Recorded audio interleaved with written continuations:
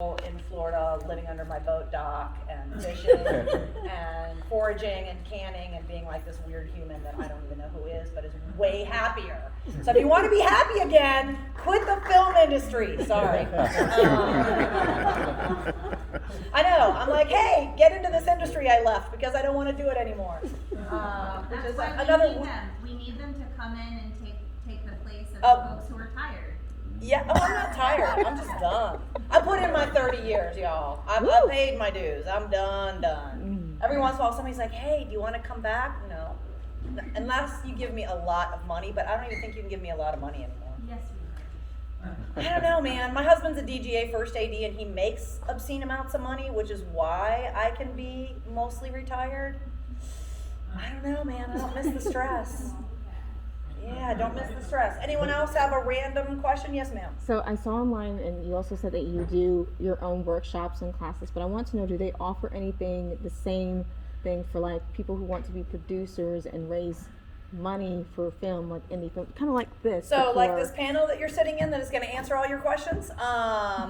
So we don't do like how to fundraise necessarily. There's a lot of different ways to do that. And we've had a couple of panels, like yesterday's the business side of filmmaking, that kind of talked about those, but I think those are a lot higher level than an emerging filmmaker trying to raise money. But this workshop is great for that information.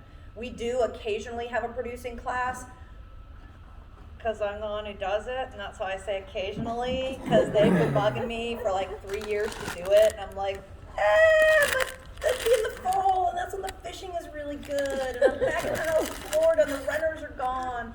But yeah, I do. Yeah, Taylor's like, yes, we have been trying to get you to do the producing class for like 3 years now. So yeah, there might be one, but I don't necessarily deal with fundraising because there's so many different ways to do it. Friends and family, campaigns like this, you know, and film is a hard industry to make money back on, but she's got a lot of great stuff that they're doing with short films. Are you going to talk about the short film stuff in this one or later today? I wasn't actually planning to talk about film noir that much, but thank you for identifying that as a need, because I feel like that's something that between us we could absolutely put together. And so maybe after this we can talk more about like what gaps you're looking to fill in. Okay. And we'll figure out like, because the knowledge is here, right? And I think having a producer's workshop, just because of how overstressed and undersupported producers typically are, but also how in demand they are, I think it'd be great to put something together. So I'd just love to learn more maybe after this about like what it is you feel like you need, and then we can figure out who the right crew of people is to put together. Okay, that'd be great. Because if Linda doesn't want to do it, there's plenty of other people here who like have the knowledge and the power and the stuff and would want to make that available for you for sure. And my classes are more about how to break down, how to schedule, how to budget, producing 101, like what are the basic things you need to produce, development, and distribution. So I'm more about process than fundraising. I'll answer those questions, but there's so many different ways to do it, and return on investment is such a tough thing that I focus more on the process of how to be a good producer at the independent level when you have no money or just very little money, and how you pull it off and how you can be better organized. But I don't necessarily focus on how to go get the funds. That's what she can help with. And there's a lot of other people that can help with that, but it's not easy. So the reason why you feel unsupported and why you're having a hard time is because it is hard. But don't let that stop you. Just find a way to move forward, and maybe think about not worrying about how much money you have. Because one thing I keep talking with people over and over about is they have this much money that they want to do to go make this thing. And I'm saying, why do you need that much money to go make this thing? What have you made before?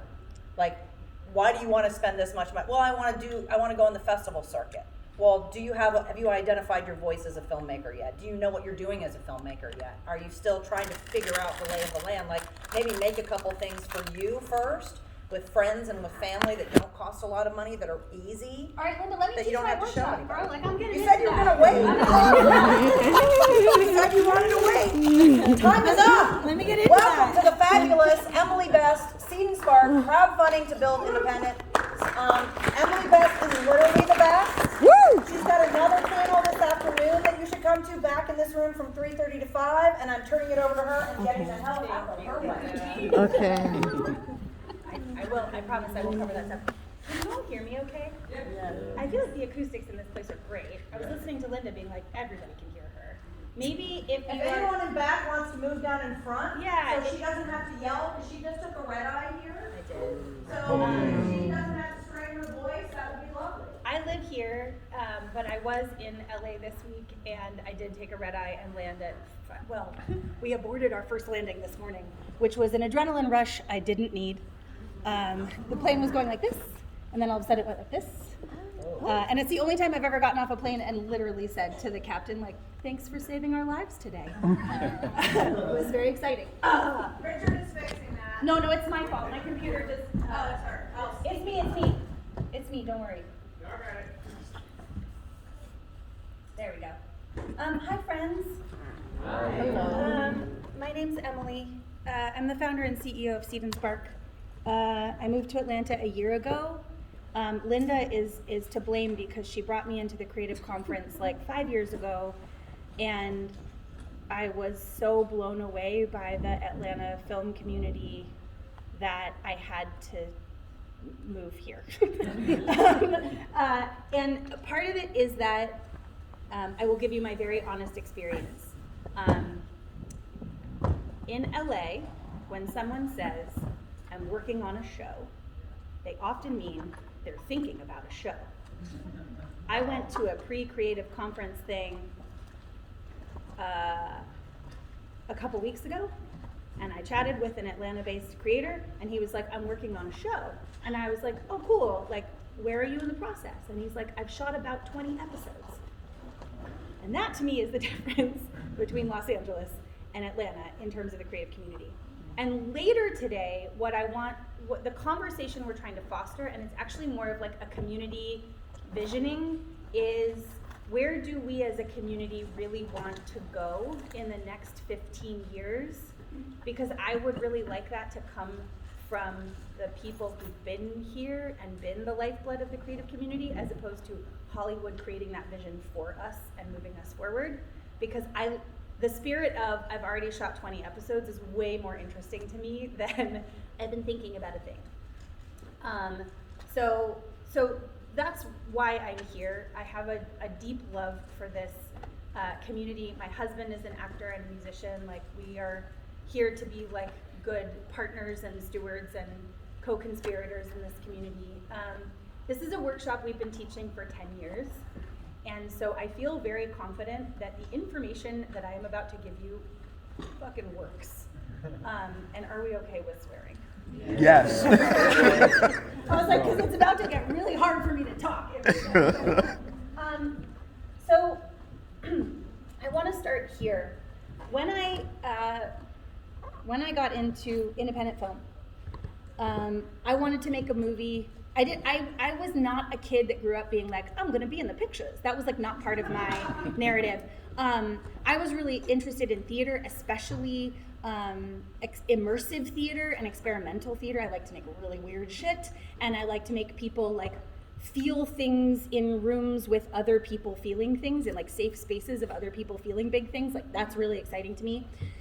But I had this experience in the year I turned 30, which was quite some time ago, that I looked up on the screen. I was having these incredible relationships with these remarkable, brilliant women, and that was just like not what was available on screen. And it's hard to remember that nary 12 years ago, no major publication was talking about diversity in entertainment, right? Like, that has been a conversation of the last 7 years, pretty much exclusively. And so I just remember looking up on screen and being like, God, there's nobody there that I recognize. The women are not having the relationships that I know are existing and thriving, and we need people to understand that this is how women are in the world.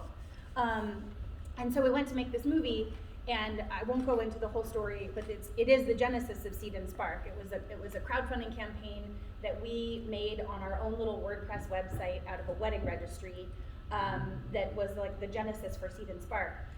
But the thing that I discovered in the process was like, oh, we have this idea, we're gonna fundraise, we're gonna produce, we're gonna write, we're gonna direct, we're gonna get the whole thing together, and then we are gonna be picked by a sales agent, wait to be picked by a festival, wait to be picked by a distributor. And I was like, this is independent film? Because that sounds like dependent film. And that was like a really big breakthrough for me, because this was also happening at like a magical moment in history that I like to call Creator Economy 1.0, which was crowdfunding was rising out of the ashes of the 2007-2008 financial crisis. That's really where the impetus for crowdfunding came from in the arts world. Canon had just put a full frame sensor in the 5D photography camera. I don't know, it looks like nobody in here is old enough to actually have been, like, really, this affected them. We like all, thank you. We were like all of a sudden, like, you could shoot high quality cinema overnight, and we're talking 720p. Do you know what I mean? It wasn't even like 1080. Like if you were 1080, was like fancy. And now you can shoot 4K with your phone. But it was putting something really amazing in the hands of creators that hadn't been there before. Vimeo had launched. Netflix had the audacity to suggest it was going to launch a streaming-only service, and people were pissed, by the way. And it's a real button on this period that they're shutting down their CDs stuff, or their CD, what do you call those? DVDs? Yikes! Okay. I did land at 5 o'clock this morning, and most of my sleep happened between 6:30 and 9, and I apologize for what that's going to do for me word-wise today. That's why the swearing is important, so I can get stuff out. So we had streaming, and then we started to see the rise and like mass adoption of social media. And back then, social media was on what was called the open social graph. How many of you are on LinkedIn right now? Okay, LinkedIn is basically the last platform that is still on the open social graph. And what that means, you'll notice this. If somebody that you are connected to on LinkedIn likes a post or comments on a post, that makes its way into your feed. That's no longer true on Facebook or Twitter or stuff like that. They suggest shit to you all the time, but that's very different from the open social graph, which was really a way to be in the flow of what your friends were also commenting on and interesting in. And the combination of early crowdfunding and the excitement around early crowdfunding and the open social graph were like a powder keg for this thing to explode. But of course, our entire industry, the social media landscape, everything has shifted to streaming and algorithm, right? And that changes the way we have to approach things like crowdfunding in order to continue to succeed at it. We have to start to be the open social graph a little bit. We have to stand in a little bit more for that than we did in the early days, because capitalism ruins everything. But this workshop is about how to leverage all the tools that go into a really great crowdfunding campaign to build an independent, sustainable career. And when I say independent, I mean you own the relationship to the audience. Nobody else is mediating that for you. And the more you own your relationship to your audience, the more valuable all of your IP becomes. Does that make sense? Yeah. Right? So why is The Rock the highest paid actor in all the land? It's because he has 250 million followers. And he can just be like, Instagram post, and you know, there's that. And that is, I just want to be clear, that is one way to do it. It is not the only way to do it. There are many ways to be your open social graph, to own a relationship to your audience that don't require you to be an influencer. Okay, so I just want to make that clear right now. So what I'm here for, what this workshop is about independence. It's also about your career, right? Because if you look at some of the biggest breakout careers, I think about Issa Rae, I think about Culture Machine. This is where, when I get tired, I can't remember any proper nouns, so you're gonna have to help me. Justin Simeon, thank you. Folks who really leveraged the internet to build a brand, and by the time Hollywood came calling, they had a lot of leverage, right? And that's really important, especially if you are a creator from a historically ignored group in media. Because that, like, it's very hard to get leverage starting from nowhere. That's true for everybody. But specifically if you are in a historically marginalized community, like, you gotta build up the leverage where you can. And I just wanna say that, like, I am not about pretending like we are all facing the same shit. I am about trying to be as honest as possible about what the obstacles are and for whom, and finding ways around them, right? Because like, this is the world we gotta live in. And we wanna fulfill our dreams, so let's just be honest about what the obstacles are and find our way around them. Find our way over them, find our way through them. I firmly believe that is always through community, commitment to audience, commitment to authenticity. But that's really why we have like invested in teaching this workshop hundreds and hundreds and hundreds and hundreds and hundreds and hundreds of times throughout the existence of Seed and Spark, because this is really about a commitment to independent, sustainable careers for anybody who wants one. It's not for the faint of heart either, okay, I just want to be clear.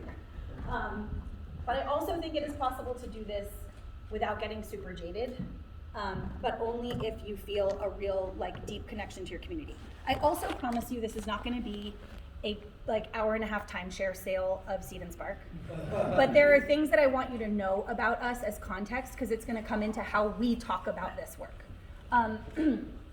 We have an 82%, it goes between 80 and 88% campaign success rate year on year. If you want a comparison, Kickstarter's campaign success rate in the film and video category is 38 to 40% year over year, okay? Why? Because this workshop.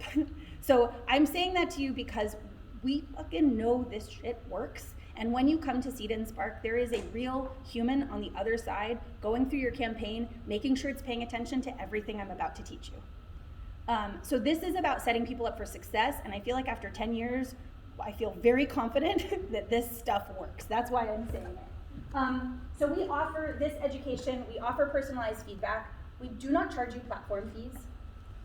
That we are unique in the entire crowdfunding industry to charge you no platform fees. We live solely off backer tips, which is a risky thing to do, but also we are ourselves filmmakers and we understand how important every single percentage you raise is to the eventual product. We have all sorts of creator rewards. I like that we have, oh yeah.